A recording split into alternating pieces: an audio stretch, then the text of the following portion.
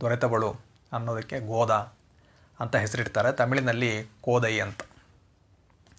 ಆ ಮಗುವನ್ನು ತೆಗೆದುಕೊಂಡು ಅವರು ಬೆಳೆಸ್ತಾ ಬರ್ತಾರೆ. ಮಗುವಿಗೆ ದೇವರ ಬಗ್ಗೆ ಹಲವಾರು ವಿಷಯಗಳನ್ನು ಹೇಳ್ತಾರೆ. ಅದರಲ್ಲೂ ಕೃಷ್ಣನ ಬಗ್ಗೆ, ಅವನ ಬಾಲ ಲೀಲೆಗಳನ್ನು ಆ ಮಗುವಿಗೆ ಅವರು ಹೇಳ್ತಾ ಹೋಗ್ತಾರೆ. ಇದೆಲ್ಲವನ್ನು ಆ ಮಗು ತುಂಬ ಆಸಕ್ತಿಯಿಂದ ಕೇಳಿಸ್ಕೊಳ್ಳುತ್ತೆ. ಮಗುವಿಗೆ ಕೃಷ್ಣನಲ್ಲಿ ಅಪಾರವಾದಂತಹ ಭಕ್ತಿ, ವಾತ್ಸಲ್ಯ, ಪ್ರೀತಿ ಎಲ್ಲ ಹುಟ್ಕೊಳ್ಳುತ್ತೆ. ಅದರಲ್ಲೂ ಆ ಬಾಲ ಕೃಷ್ಣನ ಲೀಲೆಗಳೇನಿದೆ ಅದು ಮಗುವಿನ ಮನಸ್ಸಿನ ಮೇಲೆ ಅಪಾರವಾದಂತಹ ಪರಿಣಾಮವನ್ನು ಬೀರುತ್ತೆ.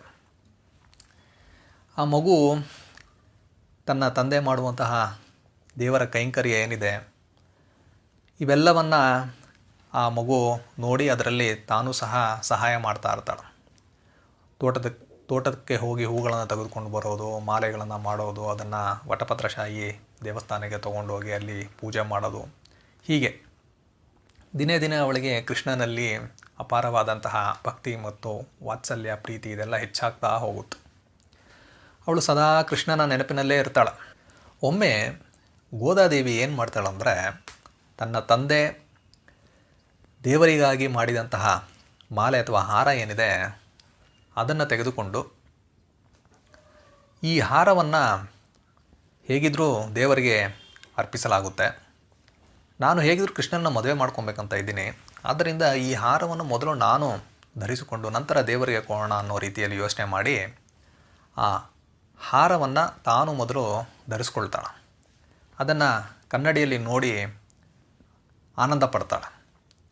ನಂತರ ಅದನ್ನು ತೆಗೆದು ಇಟ್ಬಿಡ್ತಾಳೆ. ಅದನ್ನು ವಿಷ್ಣು ಚಿತ್ತರು ತೆಗೆದುಕೊಂಡು ಹೋಗಿ ದೇವರಿಗೆ ತೊಡಿಸಿ ಪೂಜೆ ಮಾಡ್ತಾ ಇರ್ತಾರೆ. ಅವರಿಗೆ ಗೊತ್ತಿರೋದಿಲ್ಲ ಈ ರೀತಿ ತನ್ನ ಮಗಳು ಅದನ್ನು ಮೊದಲು ಧರಿಸ್ಕೊಂಡಿದ್ದಾಳೆ ಅನ್ನೋದು. ಹೀಗೆ ನಡೀತಾ ಇರುತ್ತೆ. ಈ ರೀತಿ ಆ ಒಂದು ಮಾಲೆಯನ್ನು ದೇವರಿಗೆ ತೊಡಿಸಿದಾಗ ಆ ಒಂದು ಮಾಲೆಯಿಂದ ಒಂದು ಸುಗಂಧ ಭರಿತವಾದಂತಹ ಒಂದು ಸುವಾಸನೆ ಬರ್ತಾ ಇರುತ್ತೆ. ದೇವರ ಒಂದು ವಿಗ್ರಹದಲ್ಲಿ ಒಂದು ಹೆಚ್ಚಿನ ಕಳೆ ಕಾಣ್ತಾ ಇದೆ ಅನ್ನೋ ರೀತಿಯಲ್ಲಿ ಅಲ್ಲಿರೋರಿಗೆಲ್ಲ ಅನಿಸುತ್ತೆ. ಇಂತಹ ಸಂದರ್ಭದಲ್ಲಿ ಒಂದು ದಿನ ಏನಾಗುತ್ತಂದರೆ, ವಿಷ್ಣು ಚಿತ್ತರು ದೇವರಿಗೆ ತೊಡಿಸುವ ಹಾರವನ್ನು ನೋಡಿದಾಗ ಅದರಲ್ಲಿ ಒಂದು ಉದ್ದವಾದ ತಲೆ ಕೂದಲು ಇರೋದನ್ನು ನೋಡ್ತಾರೆ. ನೋಡಿದ ತಕ್ಷಣ ಅವ್ರಿಗೆ ಗೊತ್ತಾಗುತ್ತೆ ಇದು ತನ್ನ ಮಗಳಾದ ಗೋದಾದೇವಿಯ ಕೂದಲು ಅನ್ನೋದು.